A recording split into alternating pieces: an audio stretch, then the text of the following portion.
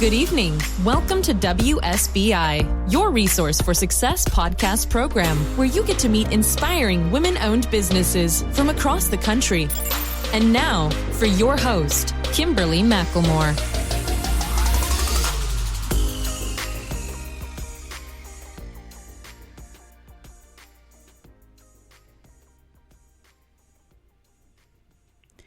All right, good evening and welcome to WSBI, your Resource for Success podcast program, where you get to meet inspiring entrepreneurs and women-owned businesses from across the country. I am your host, Kimberly McLemore, CEO and founder of the Women's Small Business Initiative, LLC, and an award-winning author. And welcome to another night of sharing. With us, we have special guest Michelle Seiler Tucker. Michelle Seiler Tucker is the founder and CEO of Seiler Tucker Incorporated. She holds the Merger and Acquisitions Master Intermediary title, as well as the Certified Mergers and Acquisitions Professional and Certified Senior Business Analyst. Michelle also owns many other businesses in several different industries. As a 20-year veteran in the M&A industry, she is regarded as the leading authority on buying, selling, fixing, and growing businesses. Her and her firm have sold over 1,000 businesses in almost every vertical and have a remarkable track record of success. She is the best-selling author of the book Sell Your Business for More Than It's Worth and has a new book out called Exit Rich. So without further ado, please help me welcome to my platform, Miss Michelle Seiler Tucker. How you doing, Michelle? I'm doing good. How are you, Kimberly? I am doing great. Again, I am so glad to have you on the show. We have been trying to do this now for, I know it's been several months. I think we even reached out and tried to get on here last year. So I'm excited to hear what you're going to be talking about to the listeners. And before we get started, Michelle, could you please tell the listeners just a little bit more about who Michelle Seiler Tucker really is?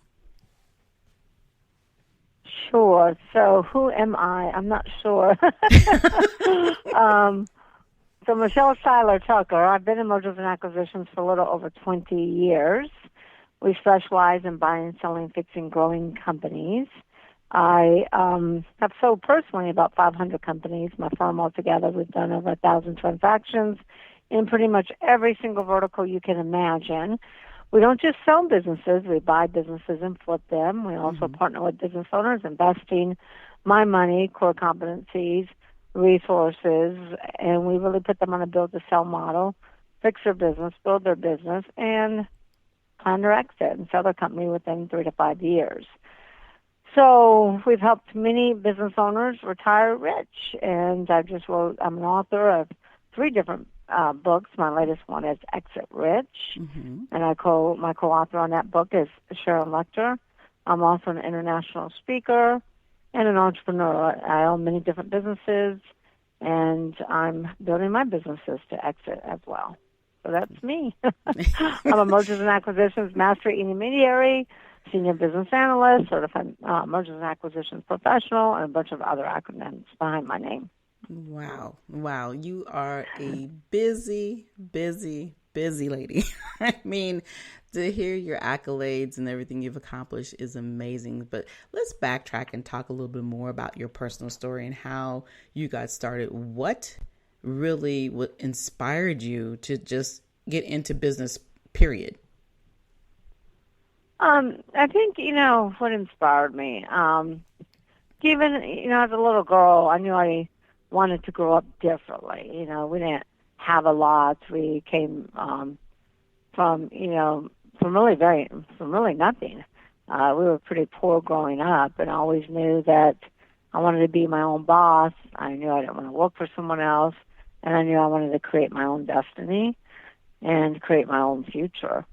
So I think my childhood really is what inspired me to be successful. And as a little girl, I always told my mom I'm never going to work for anybody. And the main reason for that is because I don't like to be told what to do. So I don't really make a very good employee. I'm a better employer than I am an employee. And I just knew I didn't want to suffer, and I didn't want to, I didn't want to live. I don't want to, stay in a situation that I grew up in. So I think that's what really inspired me to be successful. Yeah. I mean, you're not just successful, you are a powerhouse, to, like I said, have all that. I mean, I'm sitting here listening just to you talk and, like I said, and just knowing and reviewing what you've accomplished. I mean, that's just not being a boss. You are a total powerhouse. And, to hear your story and to think at such a young age that you realize that this is not what I want to do. This is not who I am. I'm not good at listening. I've got to work for myself. That takes somebody pretty special to have that instant gratification of thinking, you know what, I'm not even going to bother working for anybody else because I already know who I am, So talk a little bit about the journey as you started to get into think about doing business. Obviously, you've got a lot of titles and acquisitions behind you and certifications behind you. Did you go through college first, or did you just start really jumping into the industry and then went from there? It was a little bit of both. I owned small businesses at a very young age. I did go to college and own small businesses at the same time. I did also go to work for corporate America. I went to work for a Fortune 500 company called Xerox. Oh, gosh, and Xerox actually recruited me. Mm-hmm. Yeah, Xerox actually recruited me. So I went to work for Xerox, and within 6 months, they promoted me to regional vice president, overseeing 100 salespeople. Mm-hmm. And, when I got in that position, I'm like, why am I here? Always said I'm not going to be an employee. Mm-hmm. I'm not going to work for somebody. And I really didn't, I like management. I like leadership. I love the art of the deal. I love selling. I love creating relationships that last a lifetime. I don't like leadership and management in a Fortune 500 company because I'm a problem solver. I'm mm-hmm. like, okay, here's a problem, here's a solution. Right. And in corporate America, you're like, okay, here's a problem, and then you got to bounce it off the head of 50 other people who take forever to come up with a solution, and then nobody makes a decision. Right. So I just really didn't like leadership and management for corporate America, so I ended up transitioning out of Xerox into franchise sales, franchise development, franchise consulting. Mm-hmm. So I started my own franchise sales development consulting company, and I had equity in different franchisors' businesses. And I had so many buyers, though, that kept coming to me and asking me for existing businesses. Mm-hmm. And I said, well, that's not what we do, I work with startup franchises. And I finally said one day, why do I keep saying no? I need to listen to what the consumers are asking for. Mm-hmm. Exactly. And give them what they're asking for. And really, a little over 20 years ago, that's what inspired me to start my mergers and acquisitions firm, mm-hmm. is because the demand was so great for existing businesses versus startups. Wow. And that's why I transitioned out of franchising into M&A. Mm-hmm. And I think it's interesting how you're talking about it, because I would have thought that, franchising would be easier to some degree because it gives a business person who's new coming into it everything that they need without having to worry about, well, how do I start this and how do I find this and how do I lay this out? And then to hear that people really want to come in and purchase a business that's already existing, that's very interesting, because I would think that when you're purchasing a business that's existing, there comes more of a headache. So, what is the myth about that? Is that true or not? Actually, so true? It's not really more of a headache. It's mm-hmm. less of a headache to buy an existing business. Mm-hmm. It's more of a headache to do a startup or to do a startup franchise. And the reason why it's less of a headache to buy an existing business is because an existing business, many of them are operating on the 6 Ps, the 6 cylinders that I talk about in my book, Exit Rich. Mm-hmm. And they might not be operating on all 6 cylinders. They might only be operating on 3 or 4, but they're operating on more than a business that's never been in business. Mm-hmm. So they've got their right. people in place, right? They got their people in place. They've got their management team. They got the right people in the right seats. They're in a product or industry that's thriving, not dying. Mm-hmm. They got their processes all buttoned up. Mm-hmm. They have the proprietary assets protected. They have patrons where they have diversified clientele versus customer concentration. They have profits, which is the 6P. When you go into a startup, you don't have any of that. Exactly. You have to start all of that exactly. from scratch. And even a startup franchise, it's a cookie-cutter operation. Mm-hmm. Even with a startup franchise, you still have to go out there and find the people. That's you still right. have to train them. You still have to get the right people in the right seats. You still have to build your management team. You still got to, get your processes in line. So a startup is so much more difficult than buying an existing business. Mm-hmm. Yeah, but of course, obviously, at one point though, they all were startups. But like you said, if they got their I's dotted and their T's crossed and everything is moving. But an existing business has people in place. It has a management team. True. It has built-in clients. It's got money already rolling in. Right. Absolutely. The hard work has been done. It might need some creative juices flowing through it. It might need to innovate some, but a lot of the heavy lifting has already been done. It's always better to buy an existing business than to start a business. Wow. Could you repeat that again so the listeners are hearing what you're saying? Because we're in this system, of that instant gratification. People automatically believe that, well, I'm going to start something new, and not realizing that what you're really doing is not so much new, but it's really how you deliver it. So talk about that again. I mean, I just love what you're saying, because it's like, you're singing my tune over here. It's like, wow. Okay, what part do you want me to repeat? Sorry. Repeat what you just said about the importance of why it's important to buy an existing business again. Yeah, so the reason why it's so important to buy an existing business than to start one from scratch is because a lot of existing businesses already are operating on all 6 cylinders, all 6 Ps. They have their people in place. Their product is thriving, not dying. They have their processes buttoned up. They have the proprietary assets, all protected and in place, like patents and trademarks and databases. And they have, patrons coming to their business, and they're profitable. An existing business already has things figured out. When you go and start a business or start a franchise, you're starting from scratch. You're going to have to go out, and if it's brick and mortar, you're going to have to go out and find that location. You're going to have to do your due diligence. You're going to have to do market research to make sure that the neighborhood can support your business. You're going to have to place ads, write job descriptions, interview, hire, try to get the right people in the right seats. And the most difficult thing in any business is people.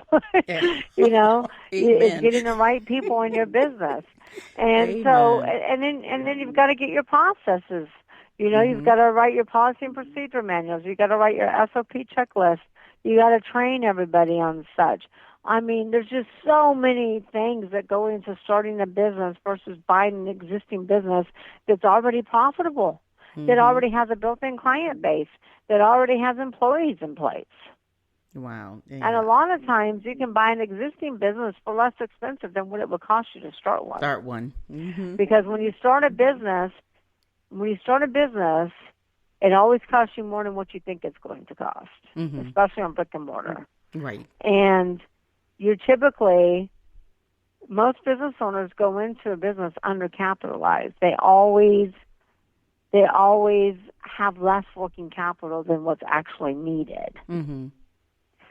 When you buy an existing business, the working capital is already there because it's already an ongoing concern. It's already generating revenue, so the working capital is already there to continue to run that business. A startup, most business owners always underestimate the amount of working capital they need to sustain themselves. Right. Wow. I mean, this is deep. I hope that my listeners are truly, truly, truly hearing what you're saying, because what you just said was, and I've had you say it twice because it's so profound, and people really do need to have the understanding of how hard it is to start a new business, because everybody wants to be a business owner, but they truly don't understand what really goes into that. So let me ask though, when you're working with your clientele, you're only working with people who are brick and mortar versus today there's so many people. Okay. No, we work with everybody. So we're industry agnostic. We pretty much sell businesses in every single vertical you can imagine. We sell SaaS businesses. We sell e-commerce businesses. We sell a lot of online businesses that don't have brick and mortar. But like I said, we sell businesses in pretty much every industry you can imagine. Wow.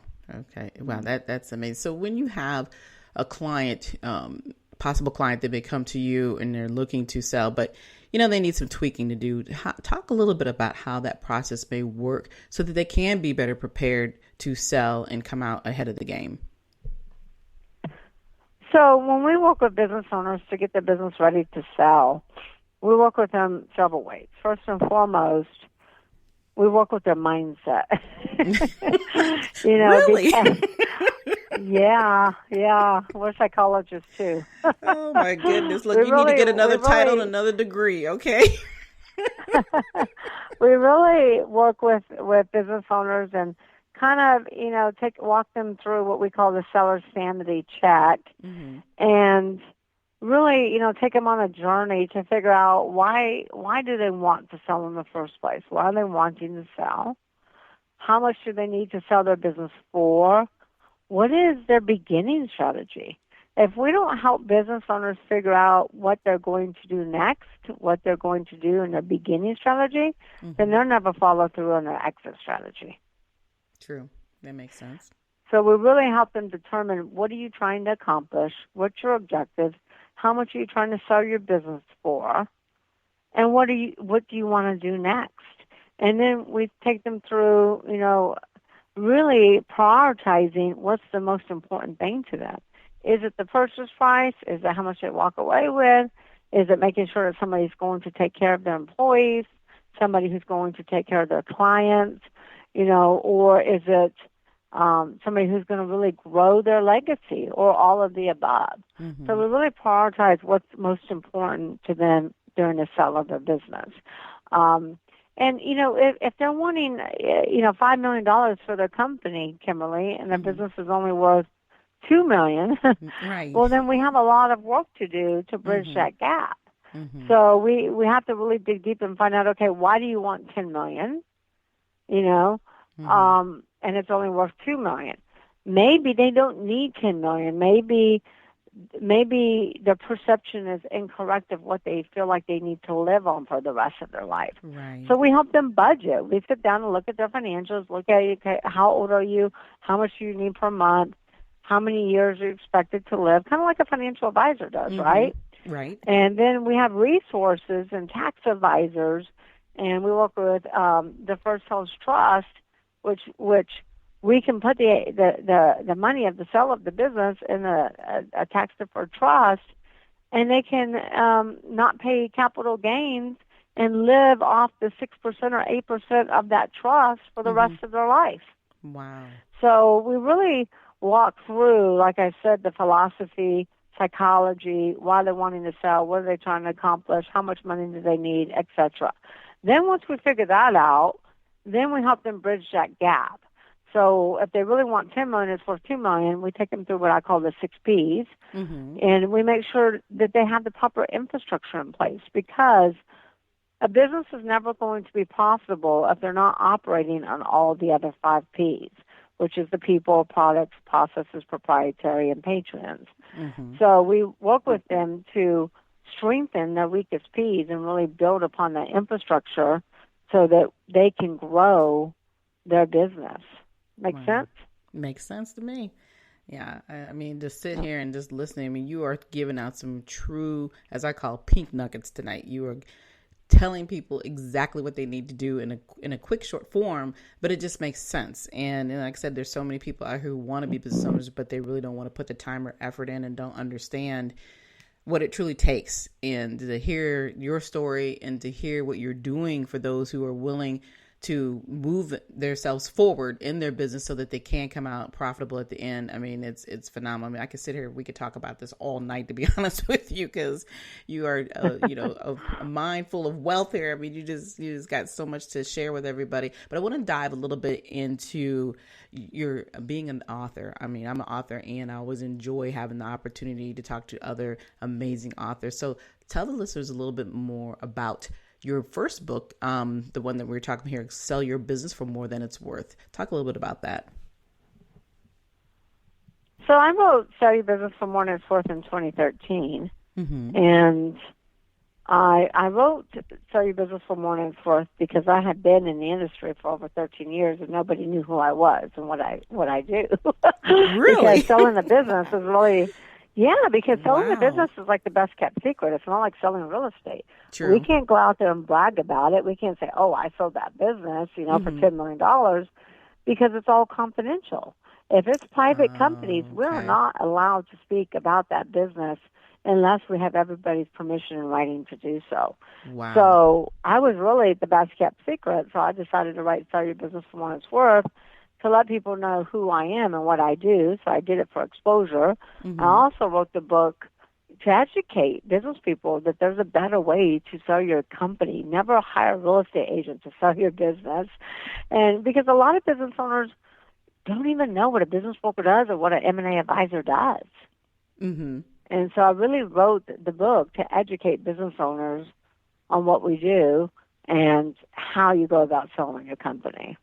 Well, I'll be darned. Wow. I didn't even know that, sitting here listening to what you're saying, but it makes sense too about the real estate side of it. But I had no idea that once a company's doing so that, like I said, just not something you can just talk about without their permission. And that's very important to know, especially for those businesses who are at that level, like I said, who are thinking about getting to that point where hey, I want to let this go. I don't want to do this anymore. And I want to start thinking about my exit to retirement, real retirement. So to have that information available is important. So talk about the Exit Rich book.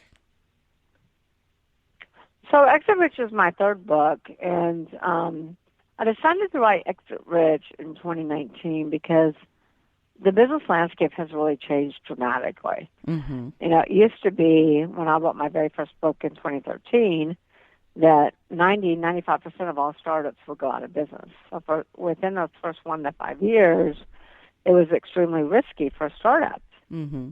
But when I did the research for Exit Rich, I learned that the business landscape has actually flip-flopped.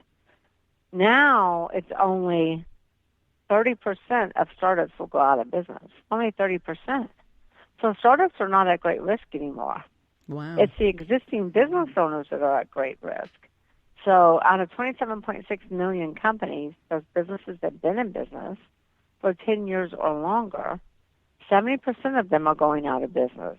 70%. So you see how it flip-flopped. It used to be that, gosh, if you're in business over 10 years, you're going to be in business forever. Well, that's not the case anymore. Mm-hmm. If you listen to the media, you hear stories like Toys R Us in business 75 years goes out of business. Kmart, Steinmart, Pier 1. Mm-hmm. Disney stores are closing. Godiva Chocolate is closing down 1,500 locations. GNC is closing down 900 locations. But the media doesn't talk about the private businesses that are exiting poor, selling for pennies on the dollar, closing a business, or even worse, filing bankruptcy. So I wrote Exit Rich to really educate business owners about why it's so imperative that to really build your business with a solid infrastructure on the 6 Ps, and to always innovate and market, because the number one reason that these business owners are going out of business after being in business 10 years is because of lack of aim. Aim is always innovate and market. They stop innovating, they stop marketing. Right. That's why they're going out of business. And the other reason I wrote Exit Rich is because Steve Forbes, who endorsed Exit Rich, says 80% of businesses will never sell. That's a pretty startling statistic for business owners, and that's like a huge wake-up call. Right. That means you have less than a 20% chance of selling your business. Wow. Most business owners will never sell their business. And the reason for that, there's so many reasons why businesses are not sellable, but the biggest reason is because most business owners never think about their exit strategy. They never plan for the sale of their business until they wake up one day and say, oh my gosh, I'm getting divorced. I have to sell my business. Oh my gosh, I was just diagnosed with cancer. I have to sell my business. They don't think about selling their business until an internal or external catastrophic event has occurred. Internal is like the divorce, partner disputes, health issues, death. External is this pandemic that we've been in for the last year and a half. You can't wake up one day and say, oh, I'm going to sell my business for $5 million, because guess what? Your business is probably not sellable. You probably did not build a sellable business that someone actually wants to buy. Because most business owners have built a job, a glorified job that they go to work at every day versus a business that actually works for them. Mm-hmm. Yeah, and I was just getting ready to ask you, so how was 2020 for the majority of these businesses, knowing the statistics the way they were, and things literally put people at a halt for a while there? Well, 2020 was, 2020, It depends on how you look at things. If you look at things half empty or half full. Right. Because, there's a lot of entrepreneurs out there that are really taking, I don't want to say taking advantage of, but they're out there taking advantage of opportunities. They're out there seeing opportunities, acting on the opportunities, taking massive action, and really making millions, if not billions. And then you have the flip side of that, where you have people who are closing up, selling for pennies on a dollar, filing bankruptcy because they don't see any hope. You follow me? Right, yes. It's kind of like the Great Depression. There's so many people that went out of business and filed bankruptcy in the Great Depression, but then look how many millionaires there were that came out of the Great Depression. Same thing with 2020. You're going to have more millionaires, billionaires that come out of 2020 than ever before. So it really goes back to what's your perspective? How do you respond to things? How do you look at things? How do you view things? You know what I mean? Right. Exactly. Yeah, you're absolutely right. There's been more millionaires and billionaires in the last year that we probably have heard of in many, many years. So it really does come to a perspective of what are you really trying to do and accomplish, and we hear a lot of people complain about what it is that they're not doing, and they're looking for people to pull them up and out of a hole that they've created. And a big part of it is because most people are never prepared for anything. So you definitely hit that right on the head of the nail there. So we're getting close to the end, and I'm just like I said, I could talk to you all night about this. This is such great information. But I have one last question for you before you tell us how we can get a hold of you.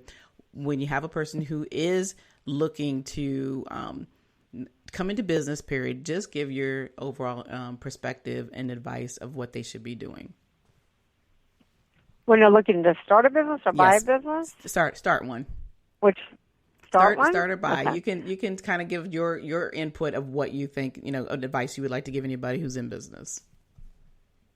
So I'll give you my advice on both really quickly. So if you're looking at buying a business, and you've never owned a business before, you really got to look at your finances and figure out what you can afford. It's kind of like when you go buy a house. You get qualified, right? You get qualified to see, okay, do you afford a house from $250,000 to $500,000 to $500,000? Can you afford a house from $500,000 to $1 million? Same thing with a business. You have to get qualified. You have to figure out how much money do you have that you can put down on the business. And are you willing to pull the trigger and actually spend that money? Because I've worked with a lot of first-time buyers, and, a lot of them don't even know how much money they can afford to put down. Right. But a lot of them are like, well, I can put this much down, and they'll never really pull the trigger. So you got to really get crystal clear on your finances. What are you comfortable putting down? Can you borrow the rest? Get really comfortable about what size of business you can afford to buy. And then really focus on what are your strengths?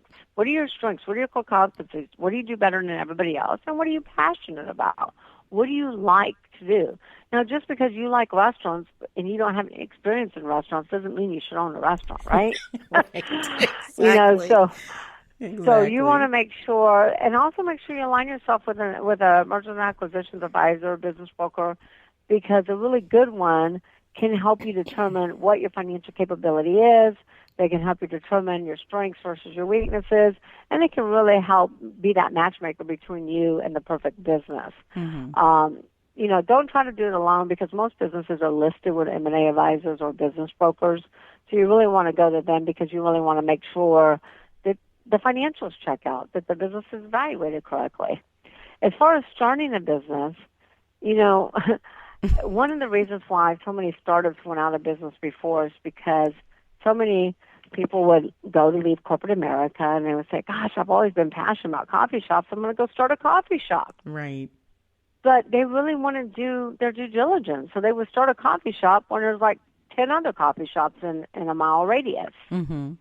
So there's not enough demographics. There's not enough people to support another coffee shop. Does that make sense? Yes. So when you're going to start a business, make sure it's different. Make sure it's unique. The reason why startups are not going out of business as much as they were before is because you have more millennials and Gen Z starting businesses before now more so than ever before. And these millennials are not going and starting a brick and mortar. They're going and starting an online business, an e-commerce business. They're looking at what the problems are, and they're becoming solution-oriented. And they're starting businesses to solve problems. And that's what you need to do. You need to look at what's the problems, how can I solve it, and start your business doing that. We don't need more coffee shops. We don't need more ice cream stores. We don't need more restaurants. Exactly. We need solution-oriented type businesses. Exactly. So, and then do your due diligence. Make sure you're not undercapitalized. Make sure you have enough working capital. But I always say, unless you've got a brilliant idea, it's better to buy an existing business than it is to start one. All right. Wow. Well, and then you can also buy an existing business and bring your ideas, bring your innovative ideas and your innovative problem solution ideas to that business that you're buying. Just because you're buying somebody else's business doesn't mean you can't make it your own. Exactly. All right. Well, Michelle, this has been a phenomenal conversation and a wealth of information. And like I said, for those listeners, if you have not listened, you definitely are not paying attention, and you definitely are doing the wrong thing. You shouldn't be in business if you're not listening to Michelle, because I'm telling you, the information that you just poured out, there's no way that you can fail if you did not listen to this. I mean, it's just, like I said, you got a great amount of information that you shared with us this evening. We are very appreciative of that. And Michelle, we are definitely getting down to the end of the show. Before you leave us, please tell us, for those who may be interested in learning more about purchasing a business and, trying to get out that exit that rich portion of their business, please tell us how we can get a hold of you. Sure. So for anyone who wants to contact me, you can go to SeilerTucker.com. That's SeilerTucker.com. As far as Exit Rich, just to tell you a little bit about Exit Rich, is endorsed by Steve Forbes, who said Exit Rich is a goldmine for entrepreneurs as they leave way too much money on the table when they go to sell their business. Kevin Harrington, the original Shark on Shark Tank, wrote the foreword. My very good friend Les Brown, who I love and adore, wrote a glowing testimonial. And Sharon Lecter is my co-author, who wrote Rich Dad Poor Dad with Robert Kiyosaki. So Exit Rich, Exit Rich, you can buy on Amazon. You can buy at your favorite bookstore. You can also go to exitrichbook.com. Okay. At exitrichbook.com, we have lots of bonuses. So for $24.79 plus shipping, we will email the digital download to your email. We will send the hardcover to your doorstep. We'll give you a lifetime membership into the Exit Rich Book Club, or you'll receive video content of me doing deep dives and different strategies and techniques I've been teaching for the last 20 years in the trenches to business owners, plus documents to run your business, documents to sell your company. We have sample employee handbooks, operational manuals, policy and procedure manuals. To sell your business, we have sample letter of intent, purchase agreements, due diligence checklists, closing documents, and more. Kimberly, these documents to operate and sell your business will cost you over $50,000 if you want an attorney to recreate. They're there for your download and your review. Plus, we'll give you a 30-day membership into Club CEOs, and this is an entrepreneurship mastermind.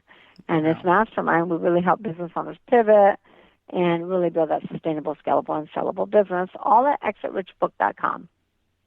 All right. Well, like I said, you guys have heard it all live here. Michelle, again, thank you so much for your time and all the information you shared with us. Tell you guys, if you did not listen, you just don't need to be listening to this podcast, because you're just wasting your time if you did not hear what she just said.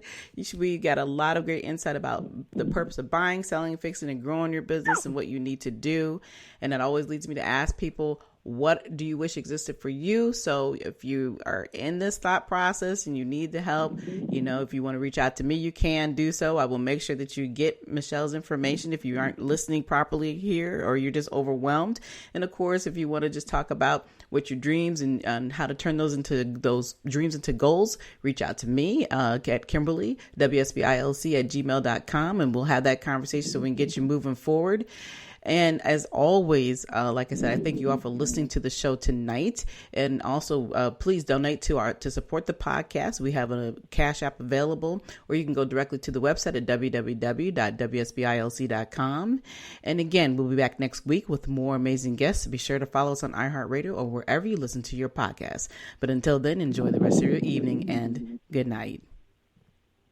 Good night, everyone. Thank we will you. be back next Thursday evening at 7 p.m. Follow us on Spreaker, www.spreaker.com/user/WSBI. View our new WSBI website anytime at www.wsbillc.com and on Facebook, Twitter, YouTube, LinkedIn, and Instagram.